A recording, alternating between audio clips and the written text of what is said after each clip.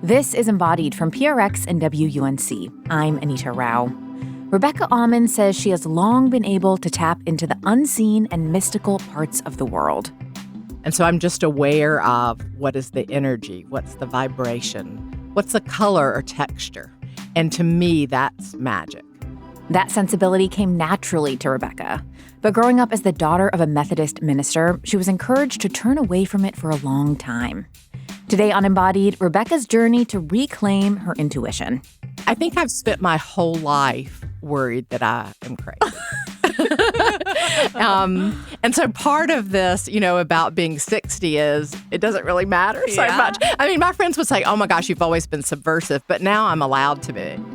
That story and more just ahead on Embodied.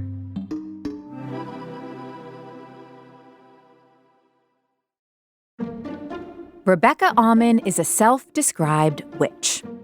Like it literally says head witch on her LinkedIn profile. To me, that word evokes a wide range of images.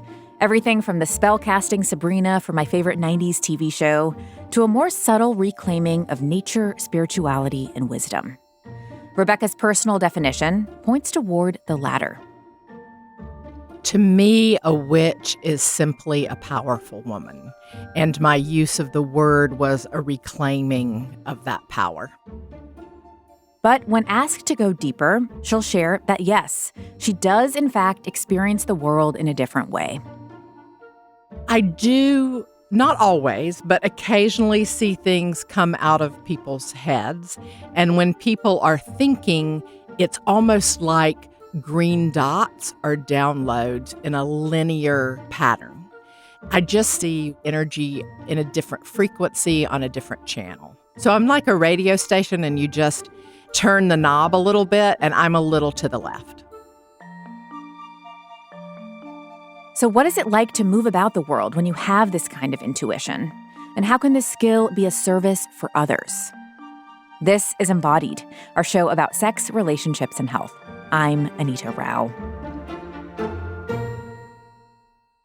Today, Rebecca is 60 years old and runs her own witchy business. She offers tarot readings, one-on-one magical support, intuition training, and group rituals. She also hosts the podcast Voices in the River. But it's been a long and winding road to get to the point where she is now, confident and proud of her intuitive sensibilities and well-honed in her use of magic.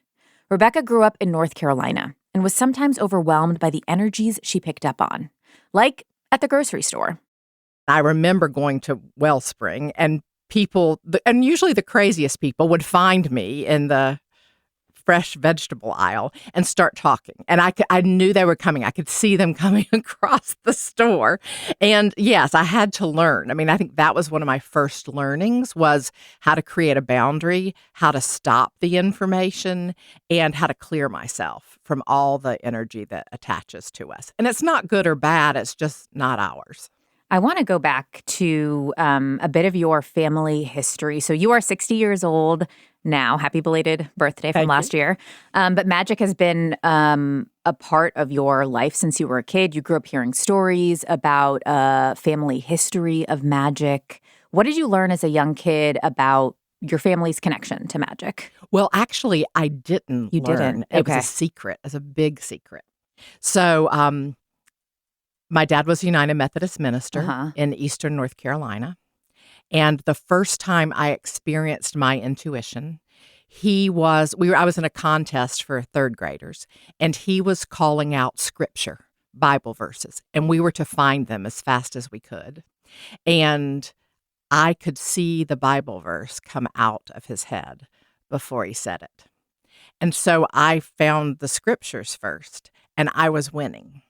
And it's not really okay for the preacher's kid to win. So my mother noticed what was happening, and she pulled me into a Sunday school room and said, "You were never to let people know what you know." And at that time, she didn't tell me why. Okay. My grandfather was the seventh son of the seventh son, and his father died before he was born.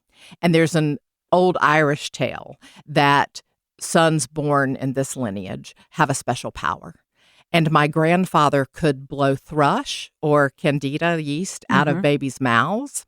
And he worked in a cotton mill. And if people got burned, he could blow burns out of their hands.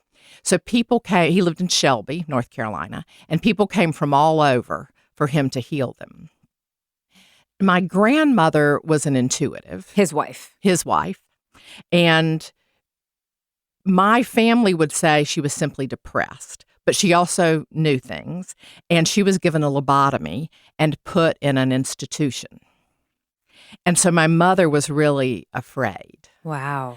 And so for me, as I learned about these stories, which really my siblings did not know until I started going down this path, the men were revered for being healers and the women were given lobotomies. And so it's been really important for me to help women find their voices. So as a little kid, you didn't have this context, but you did have your mom pulling you aside and saying, you can't do this. This has to stop. After that conversation, were there any further ones? There were a couple of times in school where I knew things I shouldn't know. I'm not particularly good at math, but I could call out numbers if I saw the answer come out of the teacher's head. And so that was a little suspect for them. But around third grade was when I just completely stopped. So there were a couple of things that came in. A lot of people talk about guides. I mean, I really was so connected to Julie Andrews that I feel like she was my spirit guide, and I did everything she told me to do as Mary Poppins or Maria von Trapp. So, but yeah, really basically about third grade, all of that stopped. It's really interesting for me to think about. So your dad, a Methodist minister, marries a woman with a family legacy and history of magic. Were there conversations in your household about religion and magic or one? No.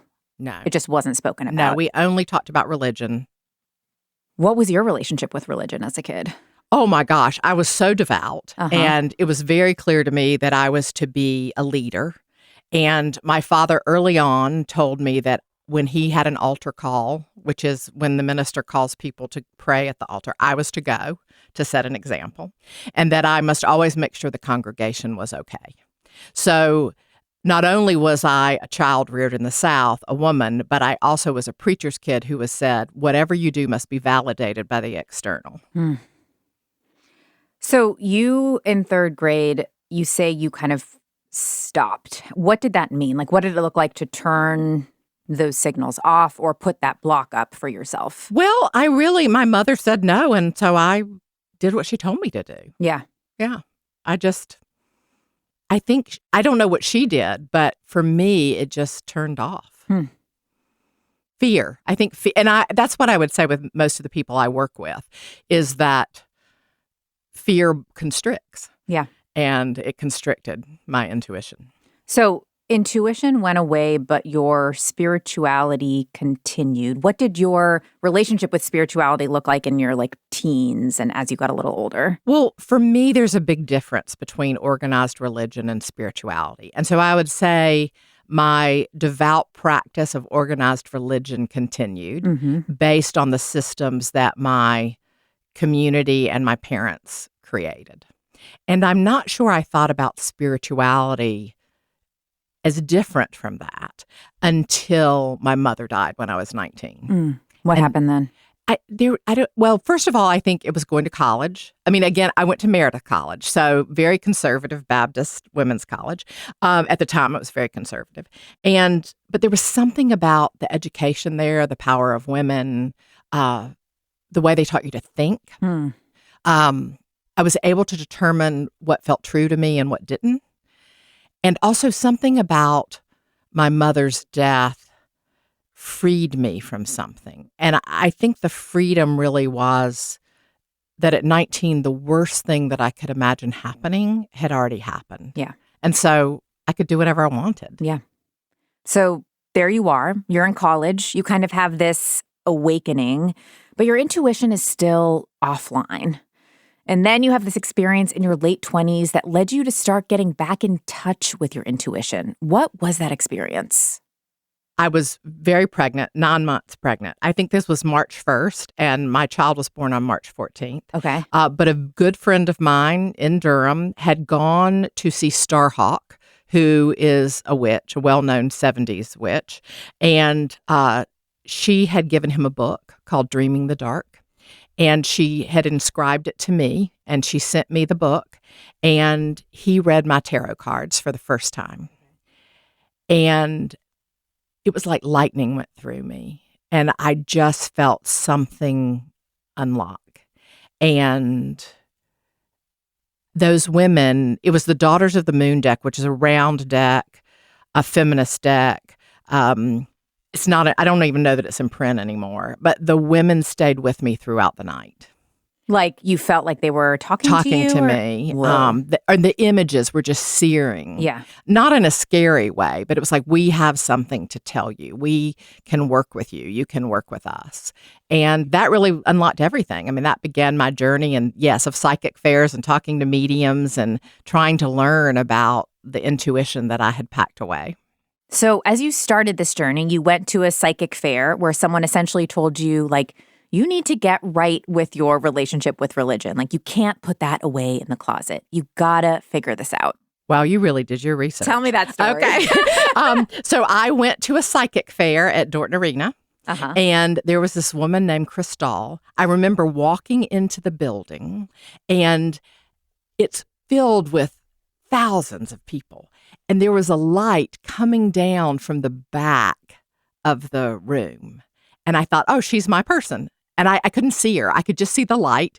And I walked toward it and I met with her. And she said, you're not going to go further in your intuitive practice until you get right with Jesus. And she said, the way your relationship with him is so skewed by all the stories you've been told. And I really think you need to go to seminary. This was like someone telling me I had to walk the plank. I mean, I could not imagine going to seminary. Yeah. But I went home and I think I don't even think I Googled interfaith seminaries, but maybe I did. And One Spirit Interfaith Seminary in New York had these amazing questions about spirituality. And so I went to this interfaith seminary and got right with Jesus, as Crystal suggested. Just ahead, we'll talk about how Rebecca's growing relationship with her intuition shaped her personal life and even showed up in her day job as a fundraiser. You're listening to Embodied from WUNC, a broadcast service of the University of North Carolina at Chapel Hill. You can also hear Embodied as a podcast. Follow and subscribe on your platform of choice. We'll be right back.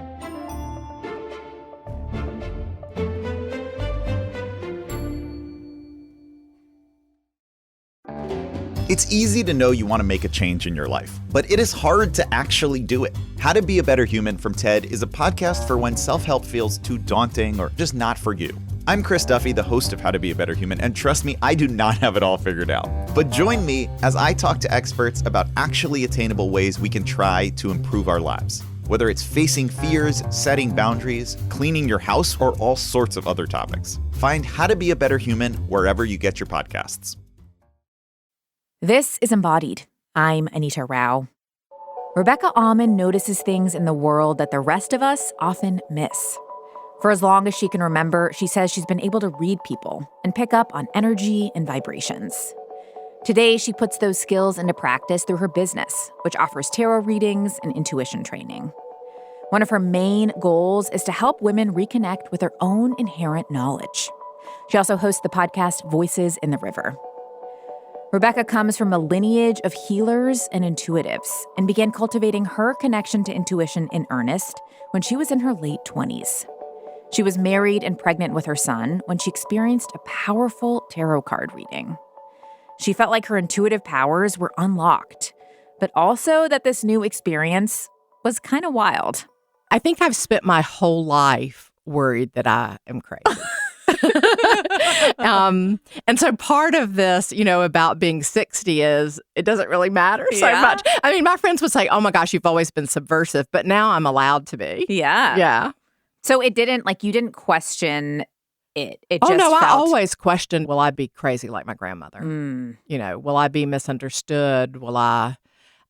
And I hear this from a lot of women. I mean, there's this lineage of if we tell the truth, will we be hurt in some way?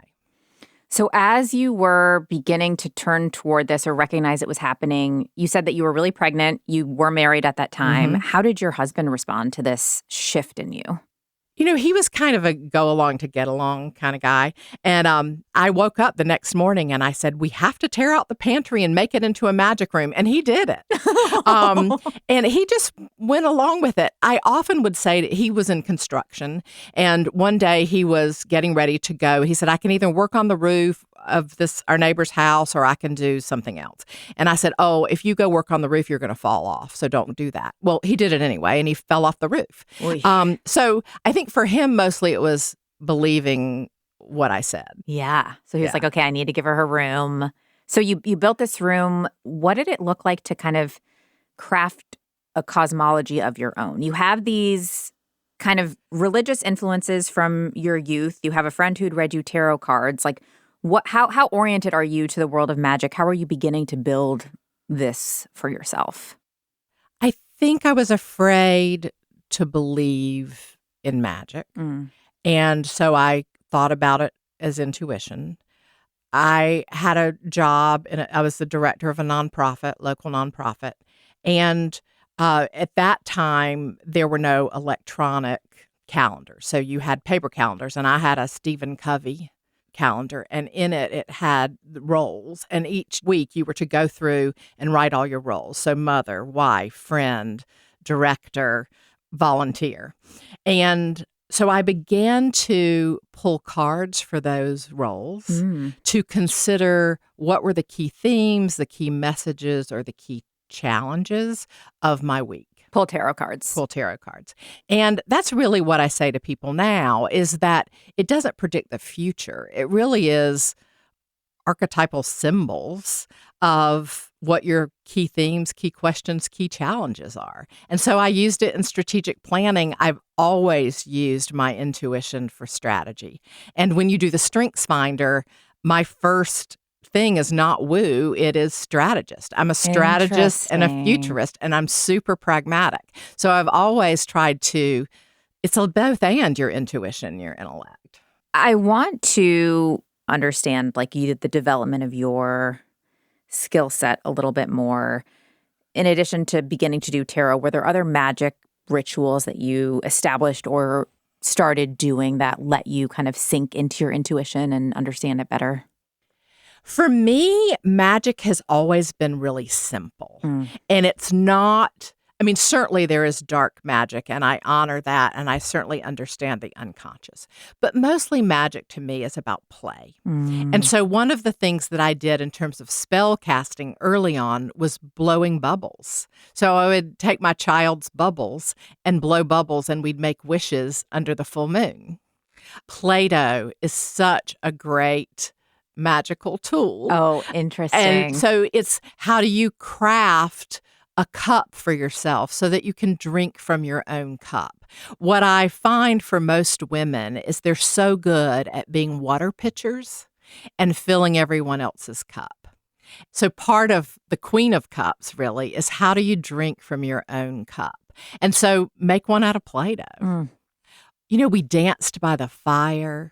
To me, it's about the elements. It's walking in the woods. It's dancing by the fire. It's singing to the moon. It's playing a drum or rattling.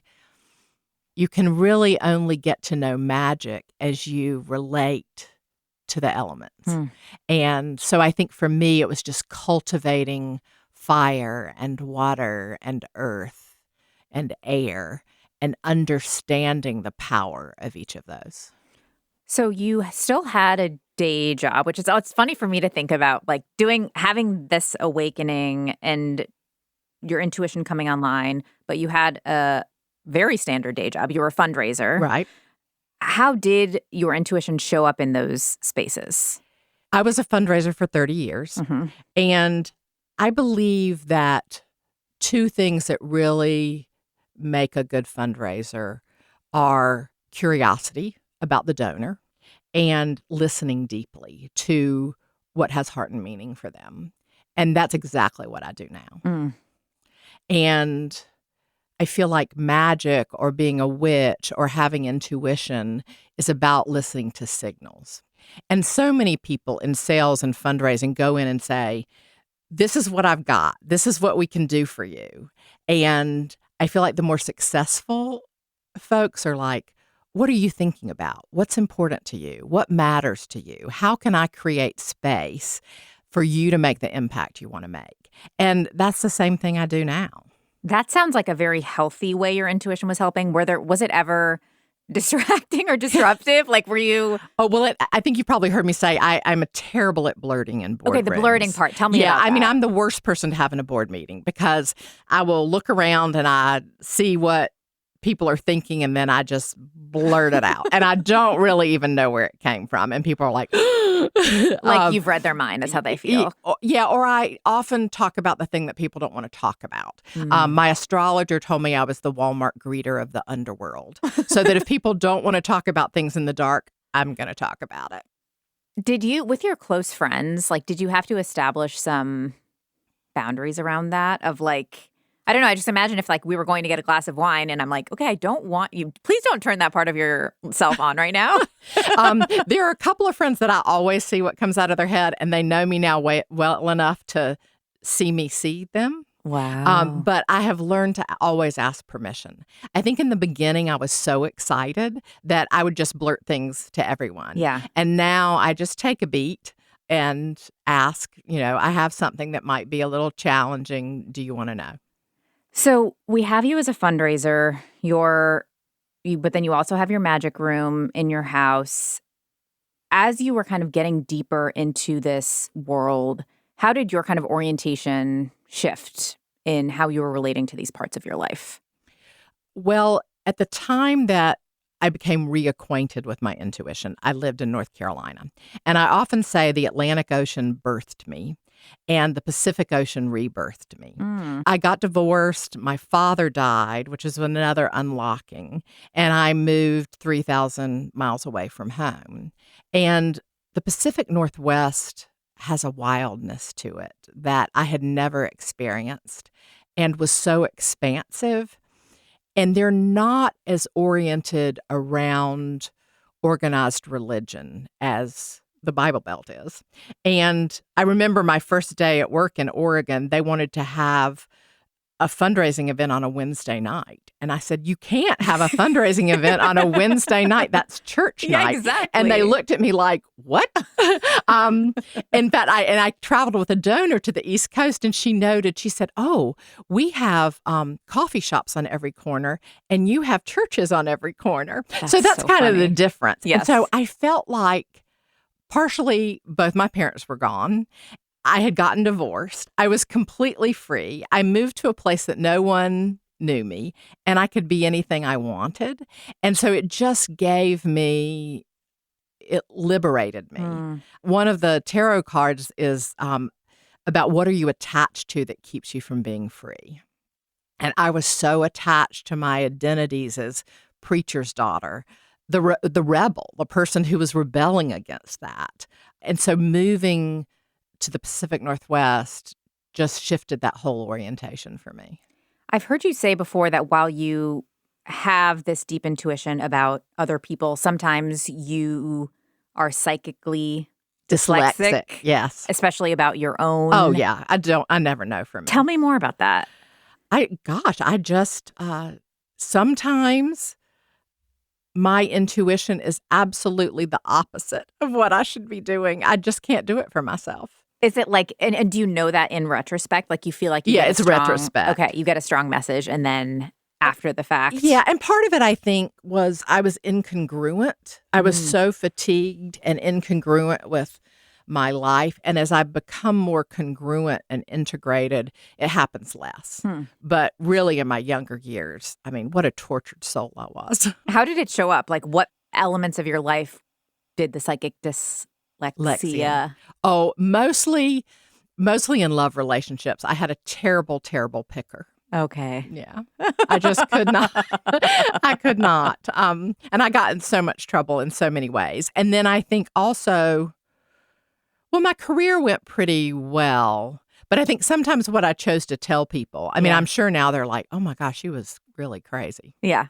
So your colleagues and people that you were interacting with in a professional setting, would you reveal this part of yourself or? People recognize you. People who are intuitive tend to recognize you. And so there were people who would come and say, would you pull a card about this? Or I brought you a rock. Or is there something I can do about this particular problem? And I don't know how they knew. My board chair even, who I never disclosed anything to, came to me and said, I went and had my aura photographed and I wanted you to look at it.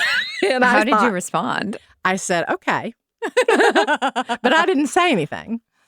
So you mentioned earlier this question of like, am I crazy? Like you've wrestled with it your whole life. But as you were in Oregon, you kind of moved away from the Southern roots. Like, did you feel like you could lean more into the woo-woo parts of yourself without that other voice? Or how was your relationship to that part of yourself? Yeah, I think part of it was distance from the identities and roles. I think part of it is just the wildness. I had the opportunity to live at the Oregon coast. I think being submersed in that kind of energy was amazing. It truly is sublime in that it's incredible beauty and a little terrifying. Like the storms, the king tides that would just wash you away, the trees that fell, the majesty of it all. So I was living in the sublime. And I think, I don't know, that just really affected my internal compass. So we have you in Oregon. We have you really grounded in nature. We have you succeeding in this fundraising career. But as you said, this tension, this discongruence was showing up for you. Take me into that and the shifts you began to feel like you needed to make. I really was quite successful in fundraising, and I worked in Principal Gifts, which is raising money from people who could give $1 million or more.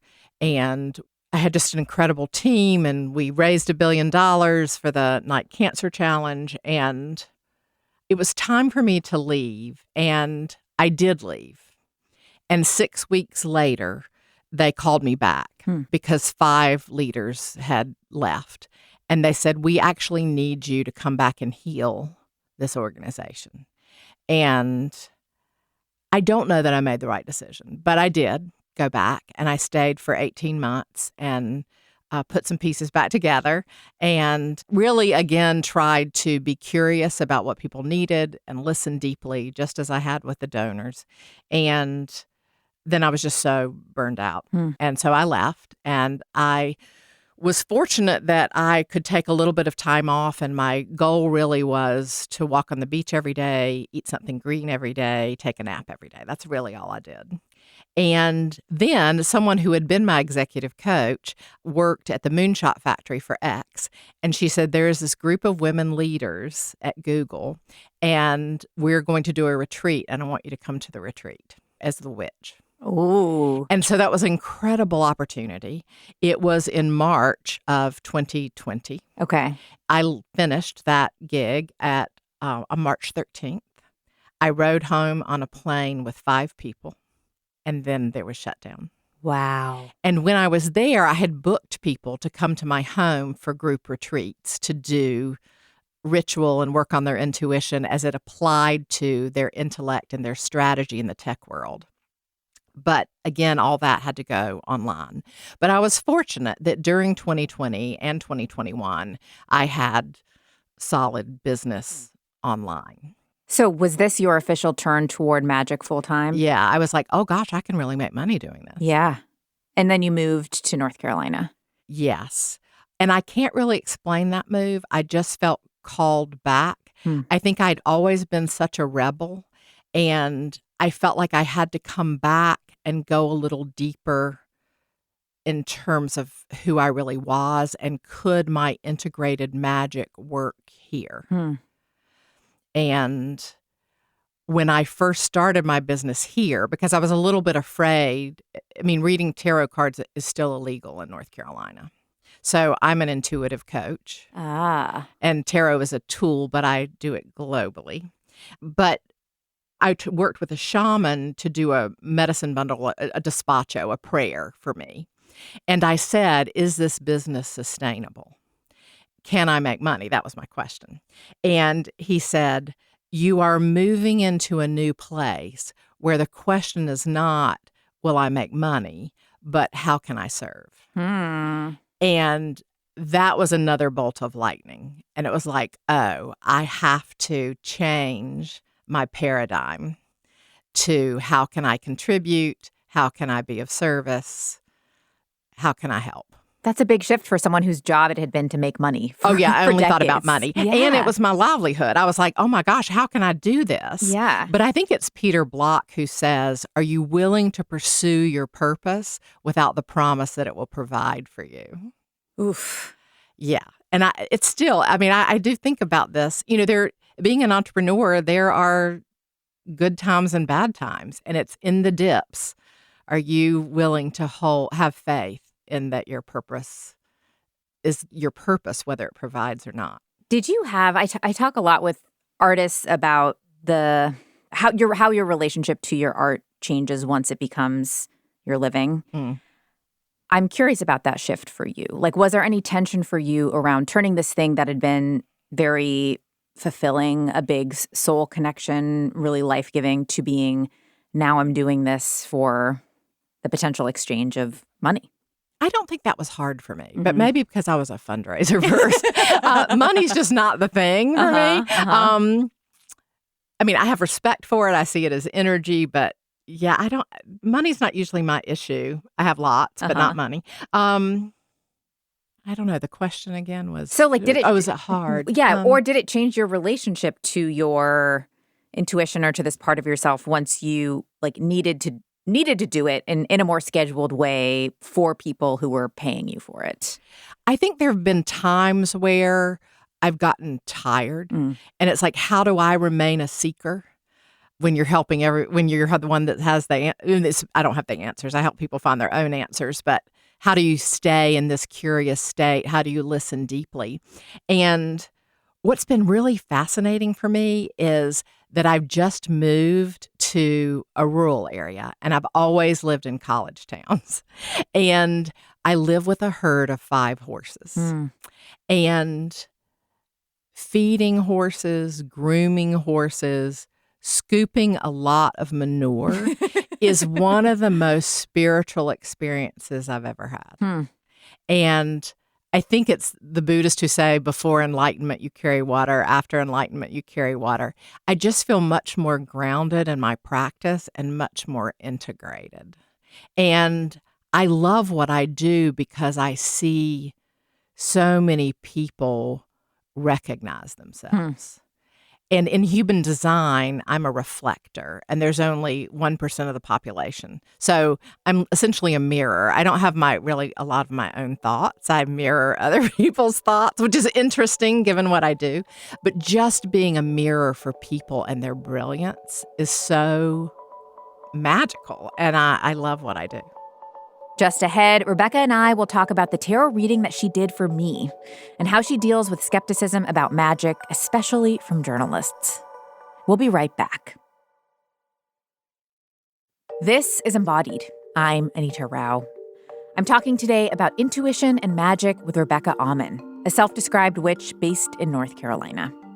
I first met Rebecca last fall at a podcast festival in Richmond, Virginia. Rebecca was there giving tarot readings and recording them for her podcast, Voices in the River. Her show explores how people, particularly women, can reclaim their power through intuition and magic. I'm not sure if I believe in magic with a capital M, but I've always been curious about what I can learn from folks like Rebecca, who have a different sensibility about our world. I didn't get a chance to get a reading at the festival, but I did connect with Rebecca virtually a few months later. She told me that a tarot deck has 78 cards that represent universal themes, specific emotions, and the 4 elements. And when Rebecca reads for a client, she asks them for a question they'd like answered, and then pulls 10 cards. I'm looking at what the story is between the cards and what are the key themes and how are they talking to each other. It doesn't tell you anything you don't already know. It helps you remember things you've forgotten. And it's like going on an art walk of your inner thoughts. For my reading, the question I posed was, what can I invite more of into my life this year? Rebecca pulled several cards, we chatted, and then we came to this pair of cards and a few pieces of advice that especially resonated with me. So this is the Four of Pentacles. So she has her feet on two pentacles and she's clutching a pentacle. This is the card of maybe holding on too tightly, being a little constricted. And the invitation is to open your arms, to breathe some spaciousness into the physical world. You also have the Four of Swords, which is rest. So the invitation, I think, for you is when you don't know, it's time to take a nap. You can't necessarily figure it out. Yeah, I think that way through. Yeah, so just cast a little intention of, I'm going to take a nap, and when I wake up, I'd like to know the answer. Okay, so I have to tell you that I've taken more naps in January 2026 than I can remember in my life.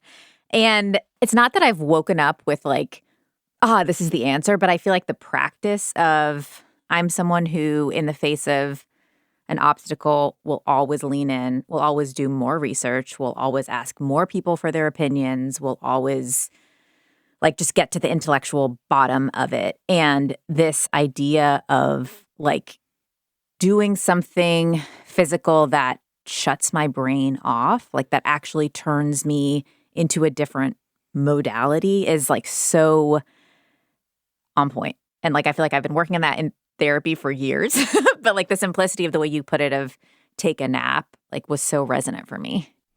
Well, I'm glad. Yeah. Folks that I've worked with for several years say that my advice really boils down to three things, which is drink a glass of water, take a nap. Now it's probably make yourself a cup of tea, take a nap, and go stand barefoot on the earth. Magic is changing consciousness at will. And so what is it that we can do to get out of our thinking brain and move into our heart and what we really want? And a lot of times that's space and breath. And it doesn't take very long. It just takes a couple of minutes. You also, one of the things I posed after we talked about that was that actual set shifting is really hard for me, of going from the more intellectual part of a day to the part of a day where I could be inviting in more opportunities for rest or other kinds of connection. But transitioning is very hard. And like a nap is a great way, but you shared a couple of other tools. I would love for you to share any others that come to mind for you of like, shifting those ways of being. Well, I work with a lot of working mothers, and you come home and I don't know, my mother used to call it arsenic hour, but it's 5:00, everybody's hungry, they have low blood sugar, you're exhausted. And so when my son was little, we would have special time and I would play classical music and light candles. And he was in charge of the time. So if he couldn't pay attention, at least he was watching. We got an egg timer that was for 5 minutes. And so he could just watch the sand go through. So we had a 5-minute special time that was our transition. A lot of people keep a pot of dirt by their front door, and children love rocks.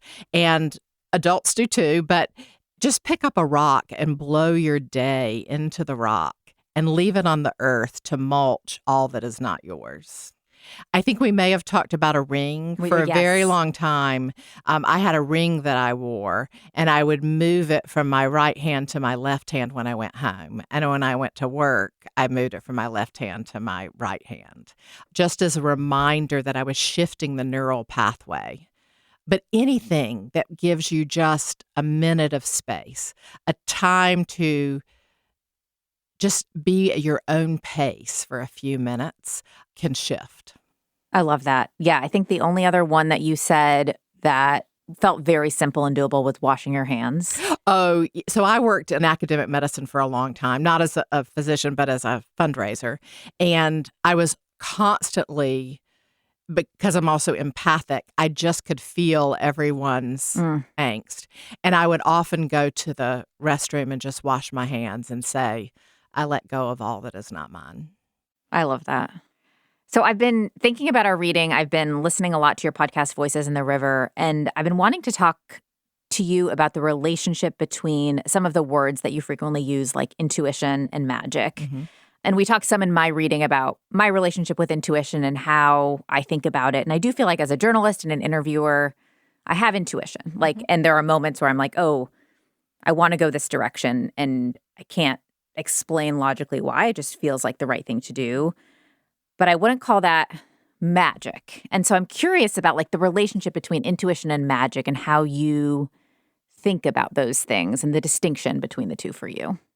Well, just as you said, I mean, intuition is knowing something you can't explain, right?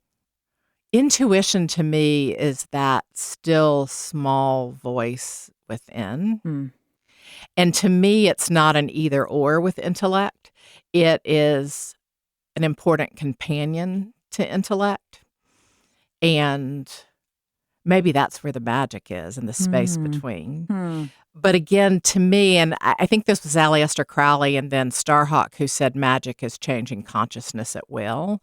And I think changing consciousness comes more from intuition than intellect, because intellect is designed by systems that don't necessarily serve our natural rhythms.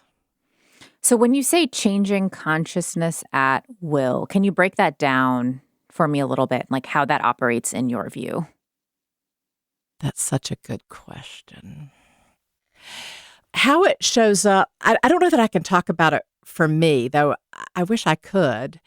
When I think about the people with whom I work, it's about the fear that we have about our own intelligence and our own brilliance. And that a lot of times those fears come from original parental family things. Sometimes they may come from other lifetimes. We don't know. And so how do you change consciousness to hold a place for abundance rather than scarcity, to hold a place for hope or faith rather than fear? And what are the tools or the practices that we use to do that? When people called me, they wanted to know how to work on things. And now most people are saying, I want to be held. And so it's how do you create a container for the things that matter, for shifting the way you see things? I'm thinking about, you're saying the questions people have asked you differ, but I feel like one thing I've heard you talk about that people bring to you a lot is like, I don't know if this is anxiety or intuition. Like, I don't know if this is a message coming from a deep place of fear or whether it's like a knowing message. How do you differentiate between the two? Well, I think it's both. In Tarot, in one of the spreads, one of the cards is what we hope for and what we fear, and it's the same thing. And so sometimes our intuition is the thing we fear most. And one of the women I interviewed on my show, Voices in the River, talked about getting I also get messages in the shower. I think most people would say they get messages in their car, like with a song on the radio, or in the shower. But she was in the shower and it was like, you need a divorce. And she was like, go away. And it came back a year later. And at that point, she knew she could no longer ignore it. But I do think that fear and intuition are the same. That's so interesting. I wasn't going to tell you about this, but now it's coming up, and I'm curious to have your reflection. So I have a lot of friends who are deeply intuitive and like more prone toward the witchy. And throughout my life, I've been like, sure, like I'll also hop on the phone with this person. And so I've talked to a few like intuitive healers, I think they call themselves. And I've had such mixed experiences. Like there's one woman who I've spoken to a few times who was like I was trying to decide whether or not to move from New York to North Carolina. And I was dating someone at the time, and we'd been long distance, and I didn't know what to do. And she was pulling cards, and she's like, well, the card that I see is a burning building, a fire. So like, I guess you got to go. And like, and in that moment, I was like, okay, like I needed that message. I needed that clarity. I've talked to another person who was like hearing my guides as she was talking to me, but like laughing because my guides were really funny. And like there was a part of the experience where I was just like, you're losing me. Like this has gotten too woo-woo. I'm getting kind of freaked out. So like there's a fine line, I think, when you're like seeking a service like this between it feeling comfortable and between it feeling sort of like you've lost me. How do you deal with that with clients of like meeting them where they are and any skepticism they may have about what you're offering or what you're bringing to the table? Well, I've had the opportunity because of my audio show to read for a lot of journalists. And I would You're ready for our skepticism. The journalists are very skeptical. For me, I'm not really channeling guides for people. I don't feel like I have a message for you necessarily. I feel like I can shine a light on what you already know. So that's a little easier. But then I also can see, some people really get overwhelmed. And I just check in and I say, please put both feet on the floor, take a breath, maybe write down the 3 things you want to remember. And we don't go the full time. There's some times where I've told people the truth about something and they get really angry. And a couple of years later, I'll get a call and said, you know what, that was right. How do you personally deal with that? Like, does other people's skepticism or hesitation or anger affect you? It used to, but not anymore. Yeah. Yes. I'm a people pleaser at heart. I want people to like me. My goodness, I was a fundraiser. So yes. Does it hurt my feelings? But it doesn't stab me in the heart anymore. Yeah. I think about it. So you're doing this work now in the South, in a place that is steeped in religion, where you have a deep personal history with religion. Where are you in your relationship with religion and being in the South now that you're back? Well, my relationship with organizational structures is the same as it's always been. Like I'm not good in organizational structure. I do appreciate the depth. It's like in seminary when we looked at 7 different religions and they said, don't dabble, pick one that you're going to go deep into. And I got kind of wrapped around the axle about that because I was like, I'm a dabbler. I'm never going to go deep into another religion. I'm just not going to be fanatical about anything. And they were like, oh, honey, you've already done it. You've already been the deep dive Christian. Like you understand it. And so it's been interesting to come back to the place where my depth is, my depth of practice. And the cool thing about the South, which I would not have said earlier, when I lived here 30 years ago, there were no metaphysical bookstores. No one talked about tarot or magic or any of that. But so many of the good Christian women I meet, especially the Catholics, because they already have the incense and all that cool stuff, are all into ritual and ceremony and magic and they do both. So I think it's a both and here, and that's been really cool. It's a moment now where I think more people are self-identifying as witches. There's more witch culture. Oh my gosh, I cannot even believe it. I'm old. None of this was true. What do you make of it?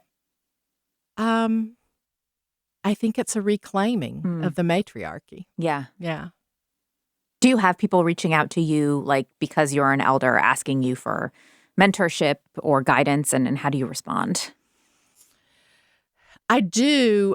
Mostly it comes from they're just so glad to hear me say how many times I've messed up in my life and that I'm still alive, that I was able to forgive myself and that I'm alive. Again, I believe that everyone has their own answer. And so I'm happy to be a guide in helping people figure that out. But I have way more questions than I have answers. And I do try to ask questions that will help unlock something for somebody. I'd love to end with just kind of placing us in this relationship to your ancestry and your witchiness. You've said before that, like, no one becomes a witch. You remember that you are one. So is there a moment recently when you've really remembered? We have had an ice storm, and my horses are wild Mustangs.